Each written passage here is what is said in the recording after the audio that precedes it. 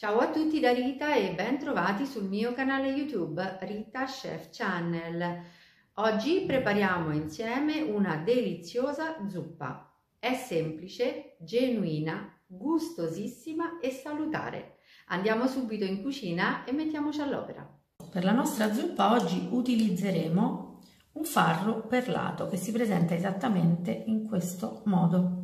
Io l'ho lavato molto bene diverse volte e poi l'ho messo per circa un'ora a bagno in acqua fredda. Ora ho preparato una casseruola con acqua fredda all'interno, vado a mettere appena un pizzico di sale e vado ad inserire all'interno il farro.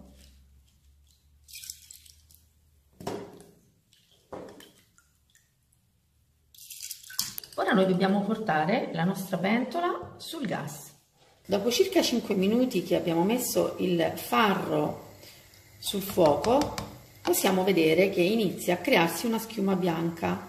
Questa, man mano che il farro arriverà ad ebollizione, aumenterà sempre di più e noi dobbiamo toglierla mano a mano. Il tempo di cottura finale del farro dovrà essere intorno ai 35 minuti e la fiamma deve essere moderata. Il farro è arrivato a ebollizione, vedete? E questa è la schiuma di cui vi parlavo, che dobbiamo togliere in maniera che l'acqua rimane bella pulita e il farro continua lentamente la sua cottura. Dopo circa 35 minuti questo è il risultato che abbiamo ottenuto. Ora se riesco a prendere pochi chicchi di farro vi farò vedere come si sono aperti, vedete? E questo vuol dire che il farro ha raggiunto una buona cottura. Non lo dobbiamo fare scuocere in questa fase perché poi ci dovremo preparare la zuppa. Quindi così è sufficiente e andiamo a scolarlo. Passiamo alla vera e propria preparazione della zuppa di farro. Questo è il farro che abbiamo appena scolato. Ho preparato 3 pomodori pelati con un pochino della loro salsa, non ce ne vuole molto perché la zuppa non deve essere di colore rosso intenso.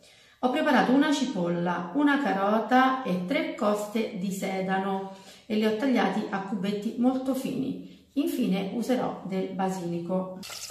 L'olio è ben caldo e noi mettiamo la cipolla.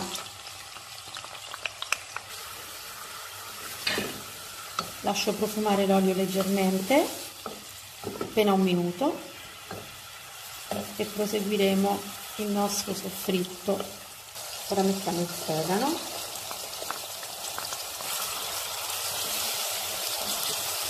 E la carota.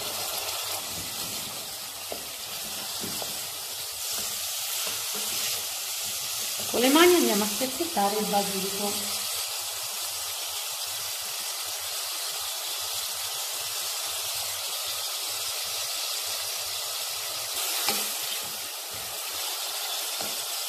Lasciamo andare per 3-4 minuti.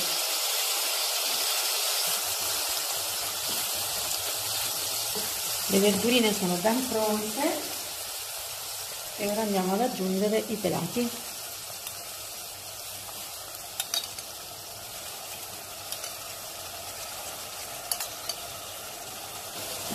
Li rompo all'interno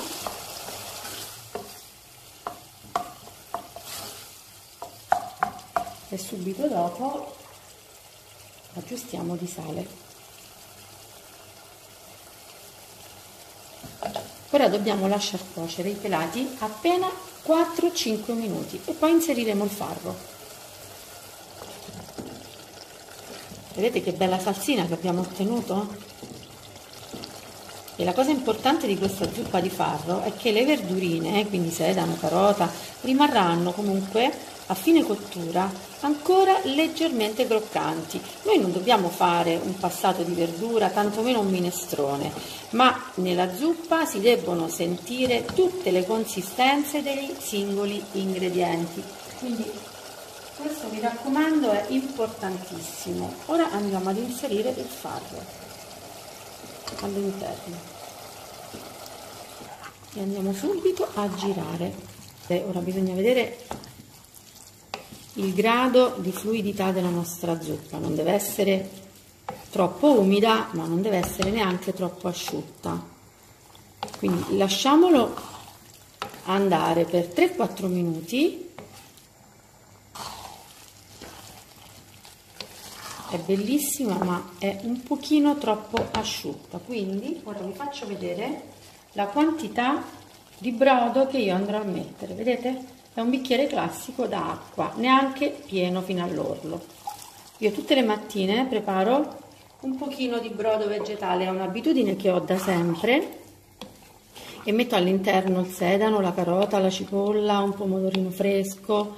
In inverno uso per esempio mettere anche qualche erbetta aromatica, una foglia d'alloro, o preparo proprio il classico mazzetto di erbe aromatiche con un pochino di timo, un pochino di maggiorana, per dare sapore a tutti i miei cibi. Considerate che questi che ho messo a lessare io sono 300 grammi di farro, e quindi per 300 grammi di farro abbiamo aggiunto soltanto un bicchiere di brodo vegetale. Ora io abbasso la fiamma e porto la zuppa a cottura in 15-20 minuti. Noi siamo pronti, andiamo a girare la zuppa. È molto profumata, quindi possiamo spegnere il gas.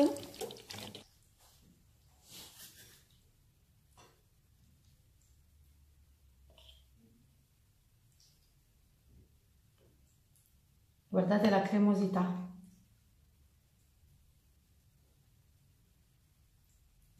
Mettiamo appena un filo d'olio e, scelta facoltativa, una macinata di pepe fresco. Io mi auguro che questa zuppa sia di vostro gradimento e se così sarà attendo un vostro like, e come di consueto vi do appuntamento alla mia prossima videoricetta. Vi invito ad iscrivervi al mio canale se non siete ancora iscritti e condividere i miei piatti sui vostri social. Un grande abbraccio a tutti voi da Rita.